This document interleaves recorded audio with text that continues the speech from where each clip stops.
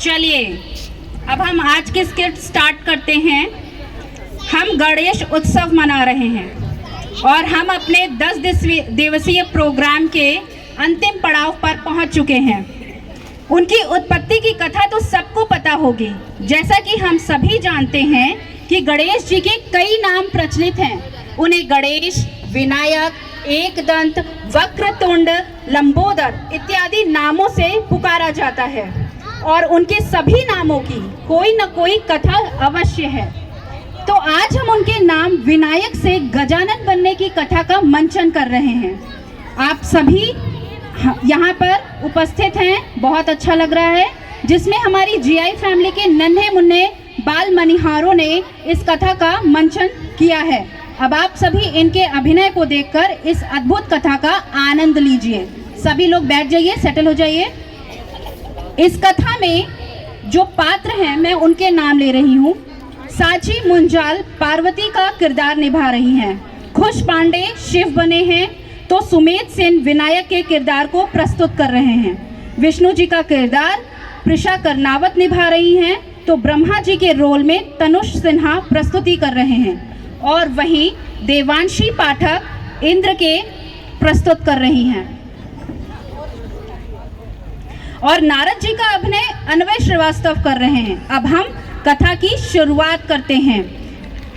बोलो गजानन महाराज की, ब्रह्मा विष्णु महेश की, गणपति बप्पा, मंगल मूर्ति। बैठो। माँ पार्वती स्नान करने जाने से पहले अपने उपटन को उतारती हैं और उसी उपटन से एक बालक को निर्मित करती हैं। तत्पश्चात बालक में प्राण फूंकती हैं। फिर उनका संवाद होता है। तुम मेरे पुत्र हो, मैंने तुम्हें अपने उपटन से बनाया है, इसलिए सब आपको विनायक कहकर पुकारेंगे। माँ, मैं आपका पुत्र विनायक और मेरे पिताजी। आपके पिता परम पिता परमेश्वर महादेव जी हैं। अच्छा पुत्र, अब मैं स्नान करने जा रही हूँ। तुम द्वार की रक्षा करना। जब तक मैं ना आ जाऊं तब तक किसी को भी अंदर प्रवेश मत करने देना। जी माते, प्रणाम। मैं आपका आज्ञा का पालन करूंगा। इसके बाद वहां भगवान शंकर जी का प्रवेश होता है।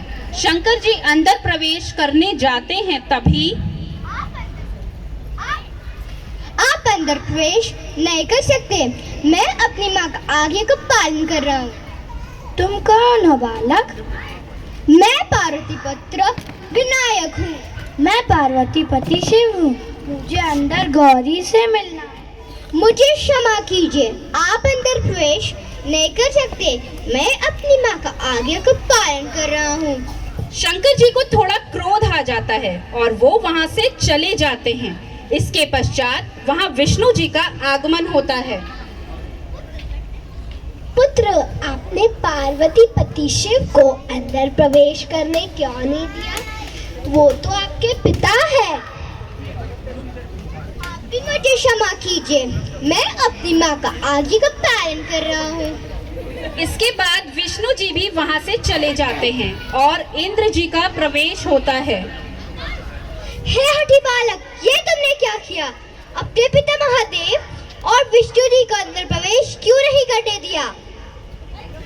मैं अपनी माँ का आज्ञा का पालन कर रहा हूँ। आप भी मुझे क्षमा कीजिए। इसके बाद वहां नारद जी का आगमन होता है। नारायण नारायण, बालक आप सुन क्यों नहीं रहे? शंकर जी वापस आते हैं और बहुत क्रोध में रहते हैं। हे हठी बालक, तुम अज्ञान और बहुत बड़ी भूल कर रहे हो।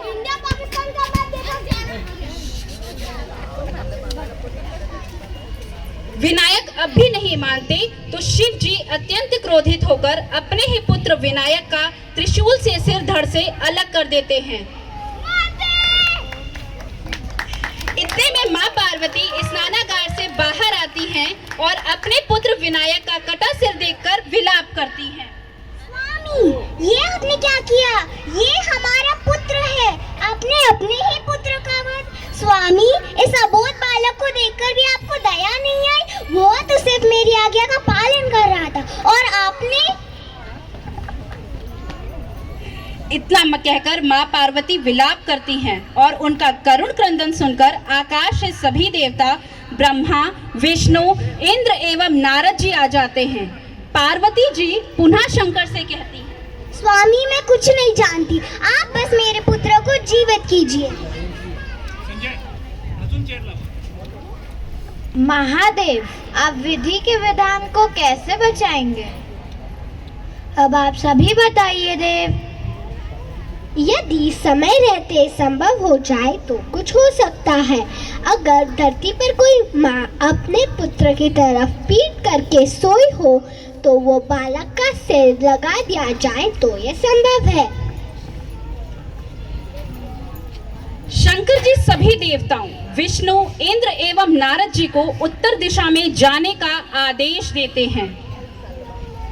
अब आप सभी देव उत्तर दिशा की ओर प्रस्थान करें।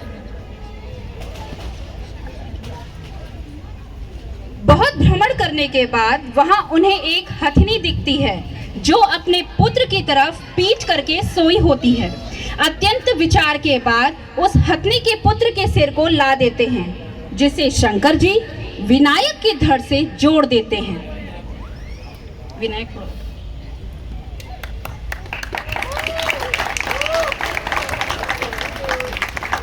इसके पश्चात विनायक जाग उठते हैं और माँ पार्वती अपने पुत्र विनायक को देखकर अत्यंत प्रसन्न होती है। शिव जी गौरी से कहते हैं, हे गौरी, आज से अपना पुत्र विनायक संसार में गजानन कहे जाएंगे। Clap your hands. सभी प्रसन्न होते हैं और माँ पार्वती अपने पुत्र गजानन को पाकर अपनी ममता उन पर लुटाती हैं।